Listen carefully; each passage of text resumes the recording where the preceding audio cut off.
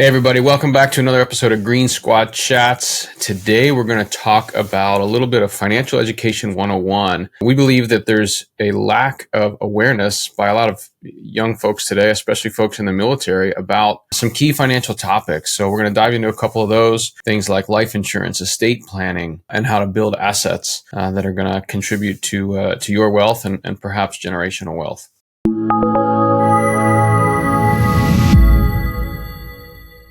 So with that, I'll start with a question, and I'm going to throw it out to Brandon. What do you think a 22-year-old, your 22-year-old self should have known about life insurance? Thanks, Tom. So at a high level, I think that my 22-year-old self would need to know what are the just broad different kinds, different categories of life insurance. For example, term versus cash value. 1. 2, what is the purpose? And I think you could apply this to really any financial product or strategy, but what would be the purpose of it in my life? Why would I personally want it? What would it do for me? And then only then, when you know why you even want it in your life, can you start to then look at the broader categories of term versus cash value and figure out what makes the most sense for you. So that's like broadly speaking, I would want to know that first. Second, I would tell myself if all you care about is trying to secure the most amount of death benefit that you can while minimizing the cost for that death benefit, then you're going to want to look at a level premium term life insurance policy. Meaning for that term period, whatever it is, could be 20, 30 years, the premiums are level for that entire time to secure that amount of death benefit. That's the cheapest way you're going to secure the death benefit. If you have other desires for what life insurance might do in your strategy, for example, you want an asset that you can build cash value that is going to be protected and guaranteed for life with a conservative growth rate, and then to be able to leverage that for other opportunities or investments. Well, now you can't do that with term. So if you want to do that and you want to use life insurance to do that, you would have to go to a cash value product. That's, of course, broadly speaking, that's not specific advice for any one person. It's just what I would want to know starting out to even know where to begin to research it. Yeah, that's great. And who, just for my own awareness, who here has a term life insurance policy? I do. We do like a show of hands or something. Brandon does. Is SGLI count? Is that? Yes, that's SGLI is a term life insurance policy. I have that. Yeah, that's what I have. Yeah. All right. And does anybody have a cash value whole life insurance policy? Brandon, do you? Yeah, I have several. I've got one. Okay. Yeah, I mean, I think I do encounter people still on a pretty regular basis who maybe are starting families, have a spouse or a significant other, maybe they have children, and they've got some obligations, and I find that they probably are underinsured based on the financial obligations that they've got. And so, my advice is to understand how, like Brandon said, how different life insurance policies could ensure some safety in your financial picture. So we're going to get to a couple of topics here. So let's jump into taxes. James, I know, has quite a bit to offer on taxes. What would you tell your 22-year-old self or some, recent college grad about tax 101? What kind of stuff do they need to know, or do you wish you knew? Oh man. All right. Start maximizing your Roth IRA immediately. Every year you need to be maxing that out. Here's why. Eventually you're going to get to a point where you make too much and you can't contribute directly to a Roth IRA. So at that point, later in life, when you make too much, you can do a backdoor Roth IRA, which carries some tax ramifications. And, or you have the option of not doing at all. And you could do like a Roth 401k, Roth TSP type thing. So the point is, take advantage of the time you have before you make too much. Because once you cross beyond that mid 100,000s, like I think the cap is about 150,000, something around that, then you won't be able to contribute to a Roth IRA. Growth in a Roth IRA is one of the best tax tools of all time. You never pay tax on it ever again. That's incredible. So I would do that. I would also take excess and put it into, if you're in the military, like a Roth TSP, for the same reason. You can get more into a 401k than you can your IRA. And then personally, I like to invest in like big index funds that are going to have predictable growth over time. So I wouldn't like day trade Tesla stock or anything. You might be successful with that, but this is the money you want when you're 60. You don't need it. You don't need it soon. So have it be trending upward over the long term. Those are two easy things right there. And I'll throw one thing out there, James, about taxes and real estate. And we do a lot on real estate, so I don't think we'll get into it much today, but I ran the numbers. So for San Diego, for an 03 in the military, junior officer in San Diego who buys a moderately priced home, they can change their tax situation, their tax liability by over $7,000 a year to go from a standard deduction to being able to itemize with real estate. And, that's not something I learned until I started buying and investing in real estate. And I think that's probably underappreciated, that second order effect, right? We're not just investing in an asset. We're also saving a significant amount of money every year on our taxes. Marty and Travis, do you guys have any thoughts on TSP or wills and trusts? That's a couple of those are some more topics I think we should delve into.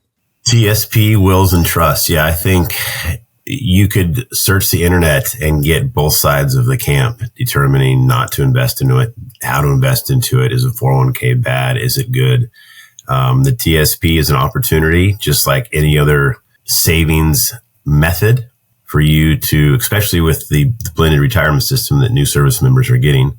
They're getting a 5% match to the government, and that is the only way that they now get a retirement because the pension is no longer.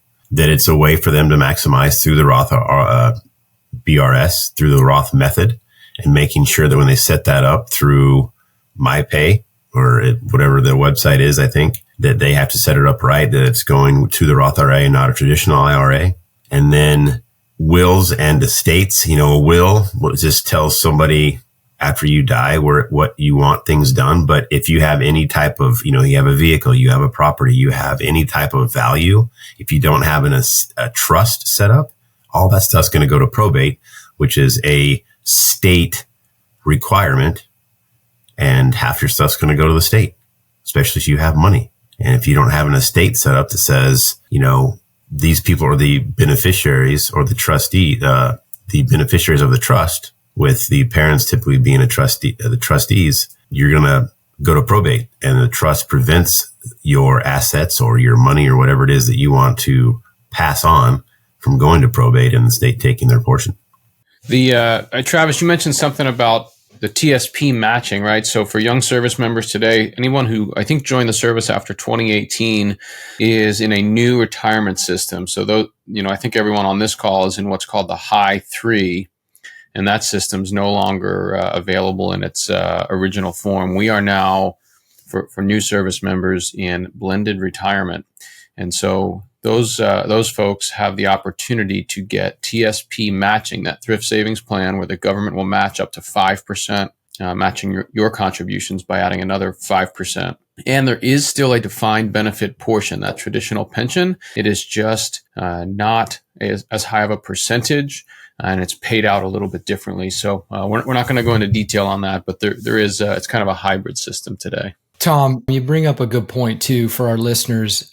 We're not claiming to be experts on all these. We're talking from our experience, what we know about some of these 101 topics.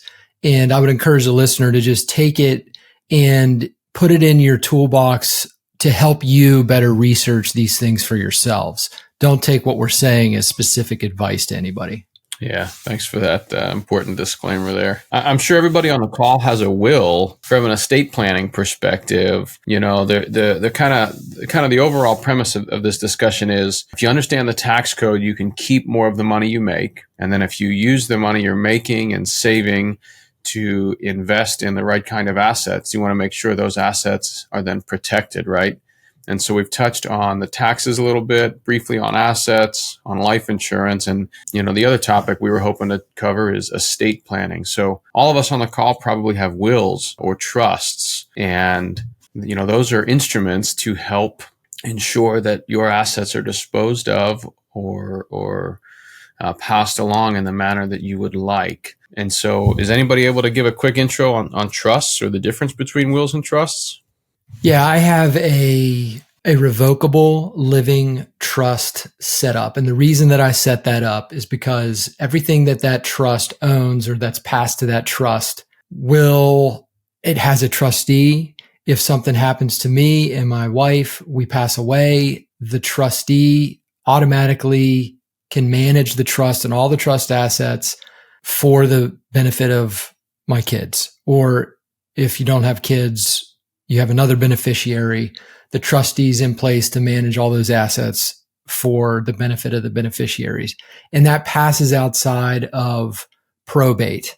Everything that the trust owns, it's a separate entity. So everything that it owns passes outside of probate.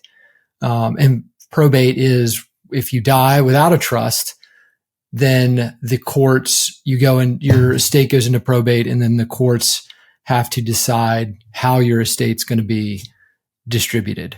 In a nutshell, again, I'm not an estate planning attorney, but that's just in a nutshell. I think, Brandon, I think you covered it pretty well, right? We're not experts on any of this stuff, but, collectively we've learned a lot of stuff the hard way over the years. And, the intent behind all this, hopefully, is that someone who hears it says, man, maybe I should learn a little more about life insurance. Maybe I should explore the difference between the will that I had made up by Base Legal and the living trust that Brandon talked about, and go out there and ask some questions because, there are too many folks out there with either a large amount of assets or a large amount of obligations, and they're not protected well, or they're not maximizing their tax benefits that they could. And, we want to help you out and make sure you've got all that info. And I think it's important too to think that, you're a young 20 something, maybe you're single, maybe you're married and you don't have any kids, or you've got a 1-year-old. This isn't a conversation to have when you're our age, right? Like compound interest is still in your favor. You have a level of risk you need to understand within yourself and maybe your spouse. How do those risk assessments help shape your investing, right? Whether, it was typically with stocks, the more risky, the higher the return. Yes, but maybe stocks aren't your thing. Maybe paper securities aren't your thing. And that's okay, right? House hacking, different methods of real estate investing. Maybe private money lending is your thing. So don't turn yourself off to a method of investing to grow what you save, right? At the end of the day, we want you to, like us, we want you to be able to grow what you save regardless of how much money you're making. And I think if you listen to or read The Psychology of Money, or if you listen or read The Millionaire Next Door, it's all about what you do and how you maximize what you save and not how much money you have, because wealth and rich are two different things. And you can be super rich, but not wealthy. And the wealthy is what makes people invest what they save. You brought up, things that we can do as a 20-year-old, and I think all the stuff that we talked about is super important. And, just to where we're planting the seed is all we're trying to do for you to go out there and nurture it and grow it to what you want it to be. But, I think if we talk to all of us, one of the smartest decisions that we made is, we bought the right property at the right time. And, with that comes a house hack, things like that you can do early in your life, that if you buy a house that will help pay you to live there, or, a duplex or something like that, that's something else that you can do. And then that goes into the tax savings as well when you own a property, and, you get all kinds of tax benefits from owning a property and owning a rental property. So I think that is just as important as, the other stuff that we've talked about so far. Yeah. And I think it all boils down to figure out for yourself kind of what you want all these tools to do for you.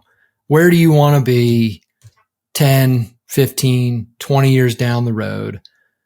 Why do you want to build businesses or invest in real estate or become wealthy? What does that really mean to you? Why do you want to do that? And I think that until you have a clear picture of where you want to go and what you want all this to do for you, it'll be more difficult to kind of sift through this information and all these different products and tools available to you, because, you won't know why it would be in your strategy in the first place. And then you end up with this junk drawer approach of all these different tools and products, and there's no real golden thread like tying it all together. Yeah, I think on that note, again, just to reiterate, this is an episode just to kind of potentially expose you to some finance 101 stuff. It wasn't specific advice for anybody. And I think the main point is figure out where you want to go, what you want your life to look like, and then take the time to learn and research these different tools to determine whether or not they would actually be a good fit for you and your vision, because every tool might not apply to you. And on that note, thanks for listening. Thanks for tuning in. If we can do anything better, reach out, let us know. If you liked it, leave us a 5-star review, and we'll see you next time.